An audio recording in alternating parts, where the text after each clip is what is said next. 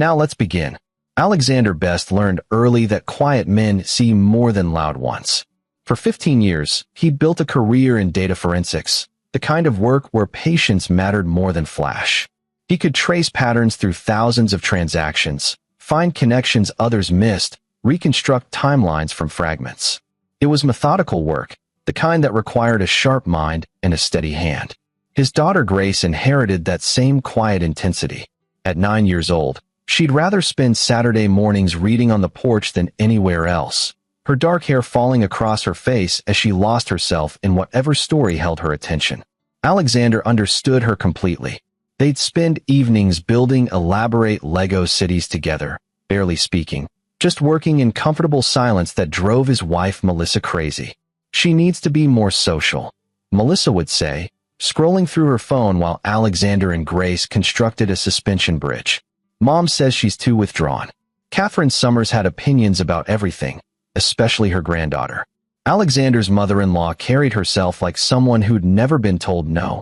Her silver hair always perfectly styled, her voice always slightly too loud in any room she entered. Her husband Douglas matched her stride for stride, a retired real estate developer who'd built a small empire in commercial properties and never let anyone forget it. The Summers clan was extensive and close-knit, brothers, sisters, cousins, all orbiting around Catherine and Douglas like planets around twin suns. Sunday dinners at the Summers estate were mandatory, 25 people crowding around tables, talking over each other, everyone performing for the matriarch's approval. Grace would sit at the children's table, barely eating, while Melissa's cousins showcased their kids like prize animals. "Why doesn't she play with the other children?" Catherine asked one Sunday, her voice cutting through the noise. She wasn't really asking. "Grace prefers quieter activities," Alexander said evenly. "She's antisocial. That's what happens when you coddle them." Catherine's eyes fixed on him with that particular look she reserved for disappointments. "You and your work-from-home situation. The child needs structure. Discipline." Douglas nodded from his position at the head of the table. "Boys too soft. That's the problem. In my day, kids didn't sit around with their noses in books all day." Alexander said nothing. He'd learned years ago that arguing with the Summers family was like arguing with an avalanche. You either got out of the way or got buried. Melissa squeezed his hand under the table, her silent apology for her parents' cruelty, an apology she'd given so many times it had lost all meaning. That night, Grace asked him why Grandma Catherine didn't like her. "Some people don't know how to appreciate quiet strength," Alexander told her, brushing her hair back from her forehead. "That doesn't mean there's anything wrong with you. It means they don't understand quality." "Daddy, I don't think I want to go to Sunday dinners anymore." "I know, sweetheart. But we go as a family. Sometimes we do things for the people we love, even when it's hard." Grace nodded, that solemn adult expression crossing her young face. "Okay, for you and Mom." 3 months later, Catherine announced the vacation at one of those Sunday dinners. She stood at the head of the table, Douglas beside her, both of them beaming like they were announcing a royal decree. "We've rented the Clearwater Lodge in Montana for a full week this July. The whole family. All 25 of us. A proper Summers family reunion." Catherine's smile was radiant. "We'll have fishing, hiking, bonfires. Quality time together." The room erupted in excitement. Melissa's brother Stuart was already planning activities. Her sister Christy was pulling up pictures of the lodge on her phone. Cousins were making plans to drive together. Grace looked up at Alexander, her eyes bright with something that might have been hope. "That sounds wonderful," Melissa said, already texting her sisters. "Grace will love the hiking trails." The table went quiet. Not completely, but enough that Alexander felt the shift like a temperature drop. Catherine's smile didn't waver. "Actually, Melissa, we need to talk about that. The lodge sleeps 25 comfortably. We've planned for exactly 25. Grace is family," Alexander said quietly. "Of course she is, Alexander. Don't be dramatic." Catherine waved her hand dismissively. "But the reservation is set. 25 adults. This is really more of an adult getaway anyway. Lots of late nights, drinking, mature conversations. Not appropriate for children." "Billy's bringing his kids," Melissa pointed out. "Corey's bringing his daughter. Billy's children are older. Corey's daughter is in high school. They can participate in adult activities." Douglas leaned forward. "We're not running a daycare, son. This is about family bonding. Real family bonding. The word hung there. Real family. As if Grace, their granddaughter, didn't qualify. Alexander felt Melissa's hand on his arm, could feel her tension radiating through her fingers. He looked at his daughter, saw her face carefully neutral, that shield she'd learned to put up around her grandparents. Grace is your granddaughter, Alexander said, his voice still quiet, but with an edge now. And we love her, Catherine said in that tone adults use when they're lying to children. But this trip simply isn't appropriate. She'll understand. Children are resilient. The cabin isn't big enough for outsiders, Douglas added, returning to his steak. That's final. Outsiders. They'd called his daughter an outsider. Alexander looked around the table. Melissa's family, all of them, were nodding along or looking away. Stuart caught his eye briefly, had the decency to look uncomfortable, but said nothing. Christy was already back on her phone. The cousins kept eating. Nobody spoke up. Nobody said this was wrong. Alex, Melissa whispered. We can talk about this later. But Grace had already understood. He watched his daughter's face carefully blank itself, watched her build those walls higher. She picked up her fork, pushed food around her plate, and when she thought nobody was looking, he saw her wipe her eyes. That night, Alexander stood in Grace's doorway, watching her pretend to sleep. Her shoulders shook slightly. She was 9 years old, and her own grandparents had called her an outsider. The next morning at breakfast, Grace was different. Quieter, which shouldn't have been possible. She ate her cereal methodically, asked if she could go to her friend's house, didn't mention the vacation at all. Honey, we should talk about Montana, Melissa started. It's okay, Mom. I understand. They don't want me there. Grace's voice was flat, and that flatness scared Alexander more than tears would have. Baby, it's not that they don't want you. Mom, please. Can I just go to Emma's house? Melissa looked at Alexander, helpless. He nodded. After Grace left, Melissa tried to explain. They're old-fashioned. They don't mean it the way it sounds. Maybe if we just... Are you going? Alexander asked. What? Are you going to Montana with your family? While your daughter stays home? Melissa's face flushed. Alex, you're making this into something it's not. It's 1 week. Grace will be fine. She can stay with your mom, or... Her grandmother just called her an outsider to her face, Melissa, in front of the entire family. And you said nothing. What was I supposed to do? Make a scene? Turn it into a huge fight? Melissa's voice rose. That's not how my family works. We handle things diplomatically. We don't blow everything up over one misunderstanding. Misunderstanding. Alexander tasted the word. That's what we're calling it. I'll talk to my mother. She'll come around. But going to war with my entire family isn't going to help Grace. It'll just make everything worse. Alexander said nothing. He'd spent 15 years listening to "it'll make things worse." Every slight, every dismissal, every moment of cruelty. Melissa always had a reason why he shouldn't push back. He'd stayed quiet for her. For their marriage. For some kind of peace that never actually came. Over the next 3 weeks, he watched Melissa prepare for Montana. New hiking boots. New luggage. She tried to hide it from Grace, but their daughter wasn't stupid. She saw her mother packing, heard the phone calls with Catherine about meal planning and activities. 2 days before the trip, Grace came to Alexander's office where he was working. She climbed into his lap like she used to when she was smaller, though she was getting too big for it now. Daddy, do they not want me because I'm weird? Alexander's heart cracked. You're not weird, Grace. You're perfect exactly as you are. Then why? Because some people are broken inside, and they try to make everyone else feel broken too. That's not about you. That's about them. She was quiet for a long moment. Is Mom going to go? Yes. Even though they said I can't. Yes. Grace nodded against his chest. Okay. The morning Melissa left for Montana, Grace didn't come downstairs. Alexander heard her crying in her room. Huge, gulping sobs that she tried to muffle in her pillow. Melissa stood in the hallway outside Grace's door, her suitcase at her feet, tears on her own cheeks. Maybe I shouldn't go, she whispered. Then don't, Alexander said. Stay with your daughter. Be her mother. Melissa looked at him, then at Grace's closed door, then at her suitcase. He watched her make the decision in real time, saw her shoulders straighten, saw her face harden into something defensive. 1 week, Alex.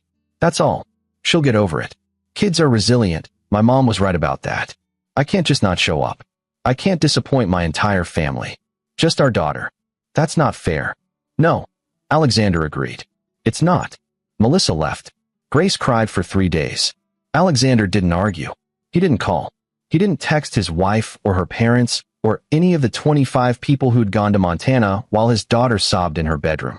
He just worked and planned and waited. Alexander had met Melissa Summers 12 years ago at a tech conference in Seattle.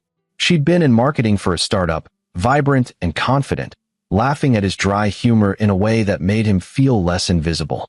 She'd pursued him. Actually, he still remembered his surprise when she'd suggested dinner, then breakfast, then moving in together within 6 months. Meeting her family should have been a warning. Catherine had looked him over like livestock at auction. Data forensics.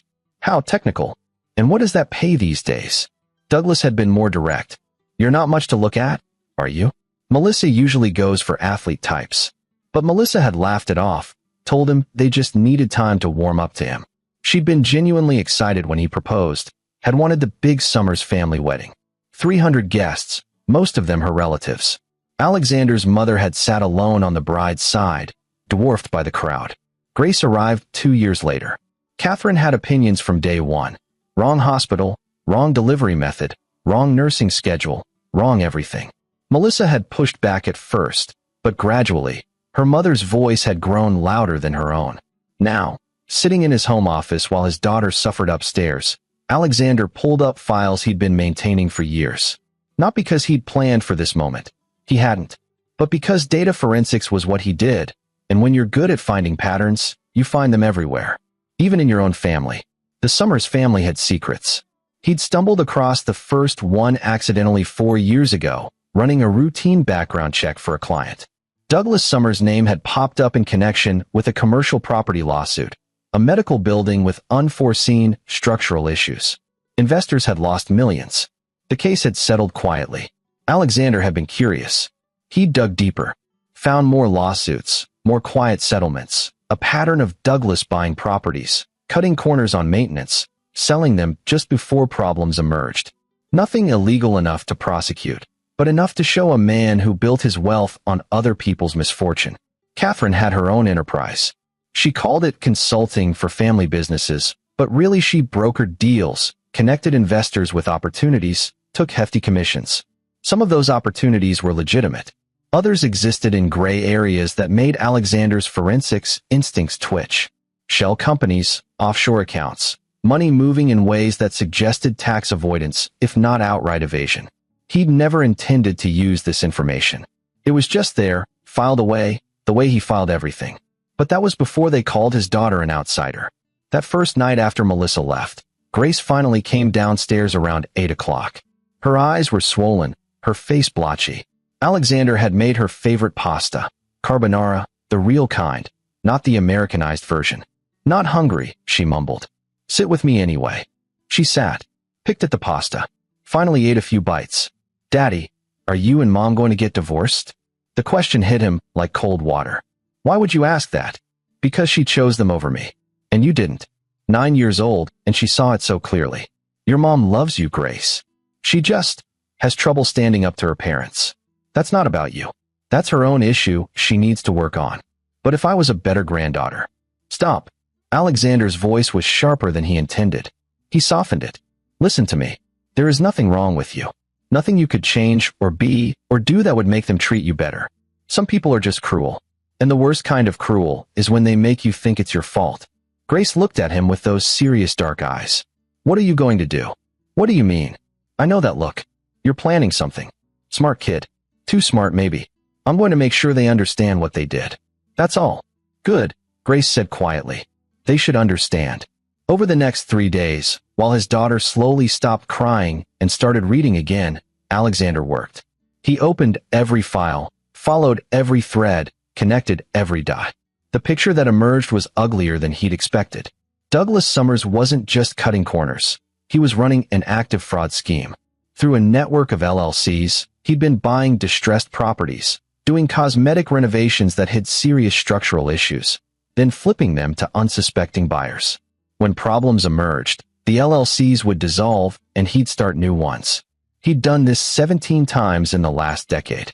Catherine's consulting business was laundering money, not drug money or anything dramatic. just helping wealthy clients hide assets from divorce proceedings, estate taxes, creditors. She connected money that needed hiding with places to hide it, took a percentage off the top. Some of her clients were currently in litigation, their assets supposedly frozen, while Catherine quietly moved millions through her network. But the real discovery was Stuart Summers, Melissa's brother. Stuart was a financial advisor who'd been using his clients' money to cover losses in other accounts. Classic Ponzi scheme mechanics. Small scale so far, only about $2 million in the churn, but accelerating. Within a year, maybe two, it would collapse spectacularly. And Christy, Melissa's sister, ran a boutique medical billing company that was systematically upcoding procedures and splitting the fraudulent proceeds with corrupt healthcare providers. The whole family was crooked. Every single one of them sitting at those Sunday dinners, judging him for his boring job, looking down at Grace, calling her an outsider. They were all criminals. Not the violent kind. The white-collar kind. The kind that never got caught because they knew people, because they moved in the right circles, because wealth protected wealth. Alexander had spent his career exposing exactly these kinds of schemes. On the third day, Grace came into his office. She'd showered, dressed, looked almost like herself again. "I'm okay now," she announced. "They're not worth crying over." "No, they're not." "Are you going to do something bad, Daddy?" He considered lying. Considered telling her that adults handled things through proper channels, through calm conversations and family therapy. But Grace deserved better than lies. "I'm going to do something necessary. There's a difference." She nodded. "Will Mom be mad?" "Probably." "Will it hurt them?" "Yes." Grace thought about this. "Good. They hurt me first." That afternoon, Alexander made his first call. Not to the police, not yet. To someone else. "Nate Decker." The voice answered. "Nate, it's Alex Best. Been a while." "Alex. Must be, what, 3 years? How's the private sector treating you?" Nate had been Alexander's partner when he'd worked for the FBI's Financial Crimes Unit, before he'd burned out on the bureaucracy and gone private. Nate had stuck it out, made senior special agent, now ran a task force. "Good. Listen, I've got something for you. Might be interested in." "I'm listening." "Multi-party fraud operation. Real estate fraud, investment fraud, medical billing fraud, potential money laundering. All connected through a single family network. Clean documentation, clear patterns. Gift wrapped. You working a case?" "Personal matter." Nate was quiet for a moment. "How personal?" "They hurt my daughter." Another pause. "These people make me look bad? I need this clean, Alex. I can't have it blow back on the bureau. It'll be spotless. I'm sending you the preliminary files tonight. You'll want to bring in IRS, probably SEC for the investment fraud. The medical billing is FBI jurisdiction for sure. Why are you giving this to me? You could shop this to any agency." "Because I know you'll do it right. And because I want them buried, Nate. Not slapped on the wrist. Buried. That bad. They called my 9-year-old daughter an outsider. To her face. Then went on vacation without her. Jesus. Okay. Send me what you've got." That night, Alexander compiled everything. 14 years of data, organized into clear narratives, each crime documented with evidence that would hold up in court. Bank records, emails, property records, witness testimonies he'd collected over the years without quite knowing why. Every piece of the Summers family criminal enterprise, laid out like a prosecutor's dream. He encrypted it all, sent it to Nate through secure channels, then sat back and waited. Day 4. Melissa texted him a photo of the Montana cabin, beautiful lodge overlooking a pristine lake. "Miss you. Grace doing okay?" He didn't respond. Day 5. Catherine called. He let it go to voicemail. "Alexander, Melissa says you're not answering her texts. That's very passive-aggressive. We need to discuss your attitude when we return." He smiled at that. His attitude. Day 6. Multiple texts from Melissa. "Alex, you're scaring me.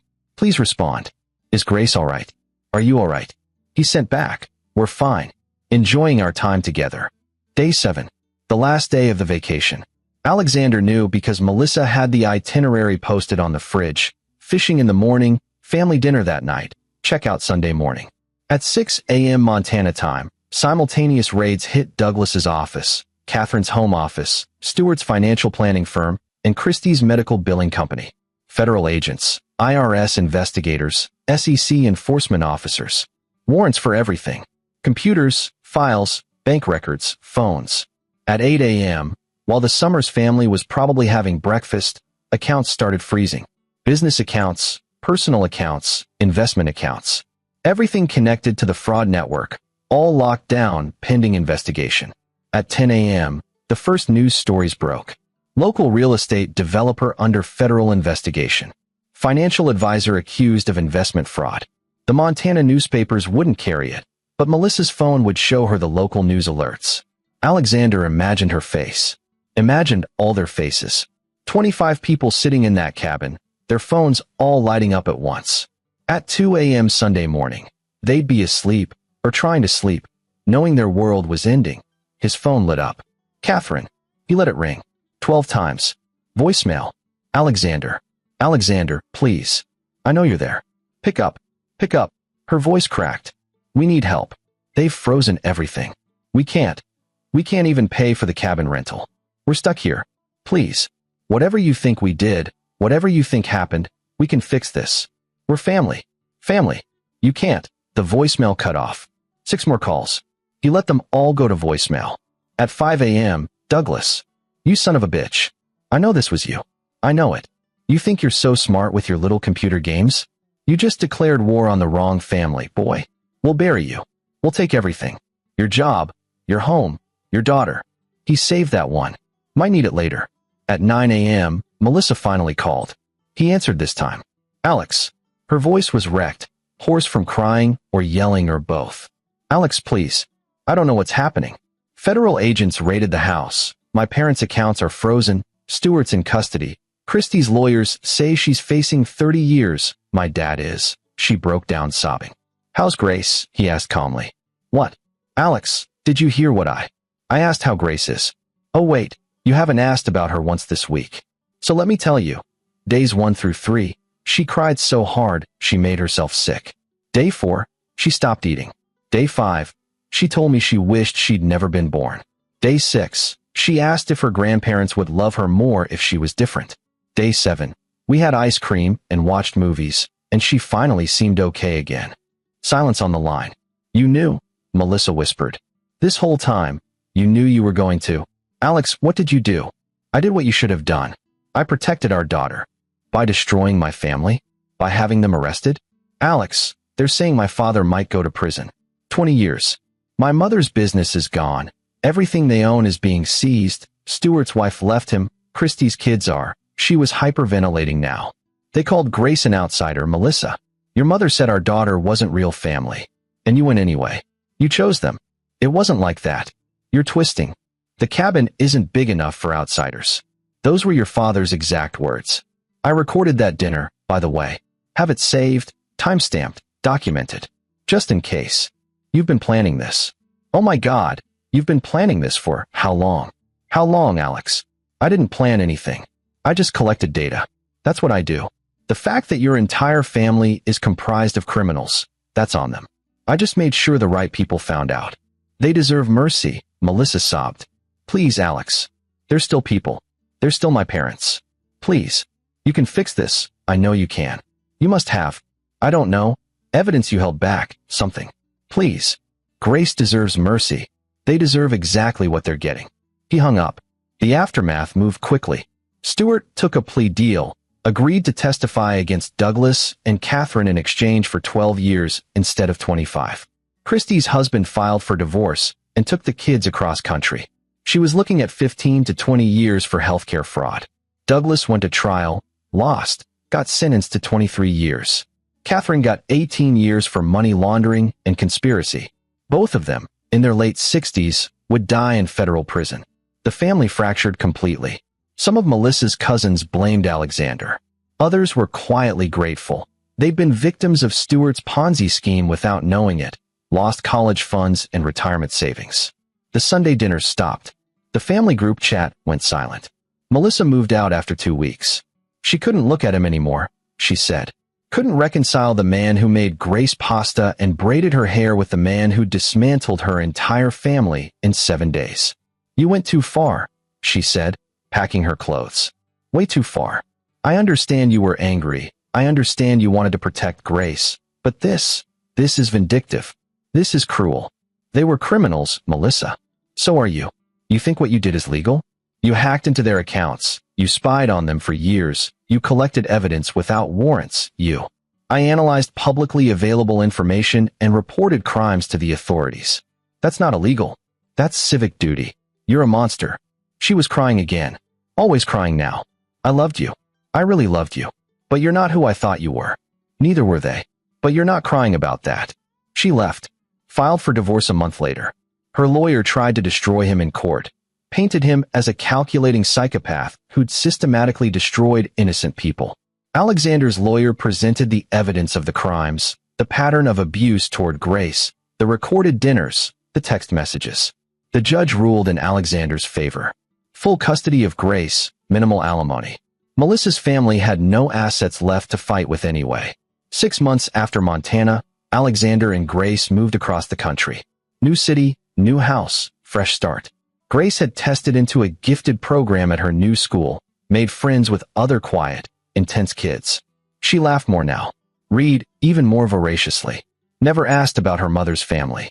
One Saturday morning, building a Lego castle together, Grace said, "Daddy, what you did, was it wrong?" Alexander considered his answer carefully. Some people would say yes. They'd say I took revenge too far, that I should have just cut them out of our lives and moved on. What do you say? I say I made sure they couldn't hurt anyone else the way they hurt you. I say sometimes protecting the people you love means doing hard things. I say your grandparents spent decades hurting people, and they never stopped because no one ever made them stop. Grace nodded slowly. Aunt Christie's kids lost their mom. I know. That makes me sad. Me too. But you'd do it again. It wasn't a question. Alexander looked at his daughter, 9 years old, wise beyond her years, understanding that the world wasn't simple, that love sometimes wore sharp edges. In a heartbeat, he said. Grace smiled, small, satisfied. She placed another Lego brick. Good. Because they deserved it.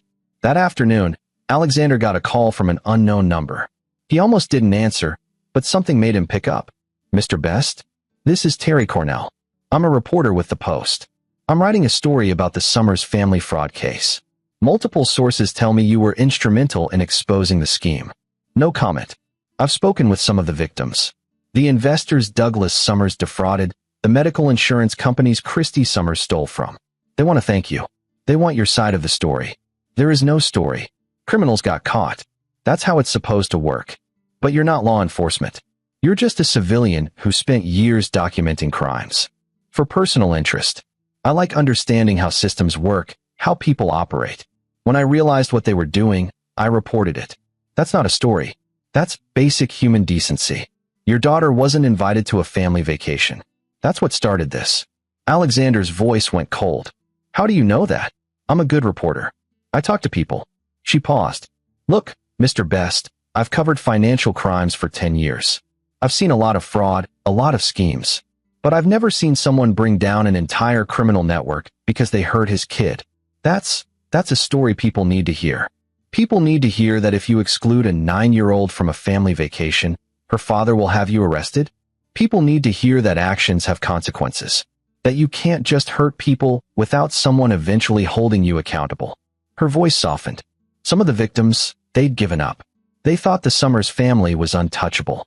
Too connected, too wealthy, too careful. And then you came along and took them apart like they were made of paper. That matters. That gives people hope. Alexander was quiet for a long moment. I'm not a hero, Ms. Cornell. I'm just a father who protected his daughter. That's all. Sometimes that's the same thing. He hung up without responding. The article ran 2 weeks later. The quiet man who brought down a criminal dynasty. Terry Cornell had interviewed victims, reviewed court documents, built a timeline. She portrayed Alexander as exactly what he was, someone who'd spent years watching, analyzing, understanding, and then acted with surgical precision when his family crossed the line. The article went viral. Suddenly, everyone had an opinion. Some called him a hero. Others called him vindictive. Parenting forums debated whether he'd gone too far. Legal analysts discussed the ethics of civilian investigations. True crime podcasts dedicated episodes to the case. Alexander ignored it all. He had Grace to raise, a career to maintain, a life to build. Then, 3 months after the article, he got a letter. Prison letterhead. From Catherine. He almost threw it away. But curiosity.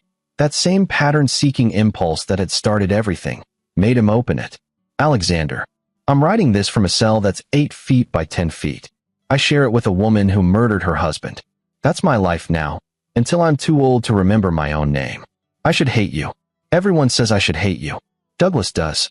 He writes me letters full of rage about what he'll do when he gets out, even though we both know he'll never get out. But I don't hate you. I hate myself. You were right. About everything. We were criminals. We hurt people. We stole. We lied. We destroyed lives to maintain our lifestyle, our image. And we justified it because we were good at it, because we never got caught, because we could. And Grace. God, Grace. That beautiful, quiet little girl who just wanted to be loved by her grandmother. And I called her an outsider. I looked at my granddaughter and decided she wasn't good enough for us. Do you know what I think about every night in this cell? That dinner. Grace's face when Douglas said the cabin wasn't big enough for outsiders. She didn't cry. She didn't argue. She just accepted it, like she'd expected nothing better from us. What kind of monster does that make me? I'm not asking for forgiveness. I'm not asking for anything. I just need you to know that you were right. Grace deserved better. Melissa deserved better. You deserve better. Tell Grace her grandmother is sorry. Tell her I hope she finds the kind of family that deserves her. Catherine. Alexander read the letter 3 times. Then he put it in his desk drawer, next to all the other documentation of the case. Evidence. Patterns. A story told in data points and consequences. That night, when Grace asked what he was thinking about, he said, "Your grandmother wrote to me. She apologized. Does that change anything?" No. Good. Grace returned to her book, then looked up again.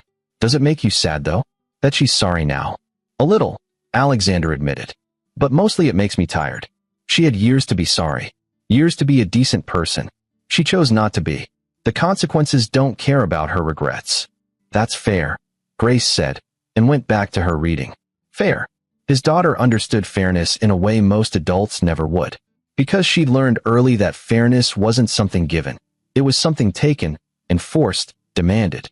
A year later, Alexander met someone new. Maggie, a librarian with kind eyes and a wry sense of humor, who loved that Grace was quiet and serious. Who understood that some families were worth protecting with everything you had. Your ex-wife, Maggie asked carefully, 6 months into their relationship. Does she see Grace? Every other weekend. Video calls on Wednesdays. Grace tolerates it. Just tolerates? Melissa chose her parents over Grace. Grace hasn't forgotten that. Maybe she'll forgive it someday. Maybe not. That's her choice to make. Maggie nodded. And her grandparents? The ones in prison. What about them? Does Grace know what happened? Really no. Alexander thought about that. She knows her grandparents were criminals. She knows they hurt people. She knows I stopped them. The details, those can wait until she's older. Do you regret it? Any of it? Never. Maggie smiled. Good answer. 2 years after Montana, Grace turned 11. She was thriving, straight A's, 3 close friends, a shelf full of academic awards. She'd started writing stories, dark fairy tales about clever protagonists outwitting cruel giants. She'd given one to Alexander to read, about a girl whose family didn't want her, so she tricked them all into revealing their true evil natures to the kingdom. It's metaphor, she explained seriously. The giants represent systematic oppression and inherited cruelty. I understood the metaphor, sweetheart. It's very good. I'm going to be a writer when I grow up. I'll write about justice. About how people who hurt others eventually pay for it. Alexander hugged his daughter, this fierce, brilliant child who'd learned too young that the world wasn't kind, but who'd also learned that strength didn't mean loud voices and cruel words. That evening, his phone rang. Melissa. They talked rarely now. These conversations stilted and formal. She'd moved back to her hometown, tried to rebuild some kind of life near where her family had been. Most of them wouldn't speak to her. She was Alexander's ex-wife, tainted by association with the man who destroyed them. I need to tell you something, Melissa said. Her voice was different. Harder. Older. Dad died. Heart attack in prison 2 days ago. I'm sorry, Alexander said automatically. Are you? There was no accusation in it, just curiosity. For your loss, yes.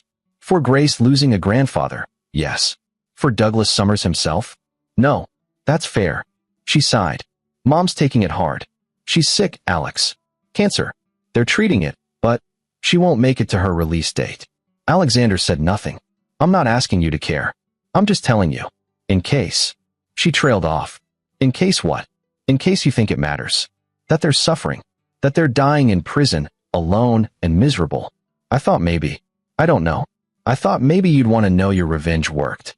It wasn't revenge, Alexander said quietly. It was consequences. What's the difference? Revenge is about making someone hurt because they hurt you. Consequences are about stopping someone from hurting anyone else. Intent matters, Melissa. Does it? They're still dead or dying. They still lost everything. Yes, because they were criminals who hurt people for profit. The families Douglas defrauded, the retirees Stewart stole from, the medical insurance customers Christie overbilled. They deserve justice. Grace deserved protection. Those things mattered more than your parents' freedom. Melissa was quiet for a long moment. I wish I could hate you, Alex. It would be easier if I could hate you. I know. Grace is lucky to have you. I'm lucky to have her. Tell her. Melissa paused. Tell her I love her. Even though I failed her. Even though I'll never be the mother she deserved. Tell her. You can tell her yourself on Wednesday's call. After they hung up, Alexander sat in his office, looking at the drawer where he kept all the documentation. The evidence, the letters, the news articles. The complete story of how he'd protected his daughter. No regrets. Not one. Grace was home, safe, happy, building the life she deserved. Melissa's family had paid for their crimes. The system had worked, with a push from someone who understood how to make it work. That was enough. That night, building another Lego project with Grace. This time a detailed medieval castle with towers and ramparts. She said, Daddy, when I write my books about justice, can I make the hero like you? How's that? Quiet, patient, smart. Someone who watches and learns and then acts when it matters. Someone who protects people who can't protect themselves. That's a good kind of hero. That's you. Grace said simply, placing another brick. You're a good kind of hero. Alexander smiled, continuing their work together in comfortable silence, the kind of silence that came from understanding each other perfectly. Outside, the world turned. Melissa grieved her father. Catherine died in prison 6 months later. Stewart served his time, got out eventually, broken and alone. Christie lost custody of her kids permanently. The family scattered, destroyed by the weight of their own choices.